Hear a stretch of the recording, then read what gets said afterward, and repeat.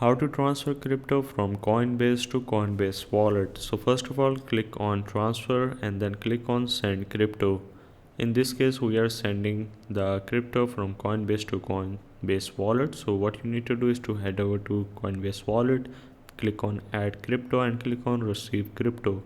Now you just need to copy the crypto address that you want to go with. So in this case, let's, as an example, copy the Bitcoin address.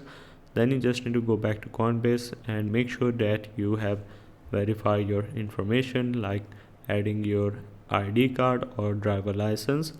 Once you have verified your account, you can then click on send crypto. Then you just need to paste the wallet address that we have just copied. In my case, I don't have a verified account, but you just need to follow the on-screen instruction just like any other crypto platform. You just need to enter the amount, select the network and proceed with the transaction.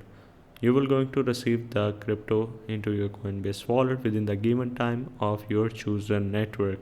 So that's the way of how you can transfer crypto from Coinbase to Coinbase wallet.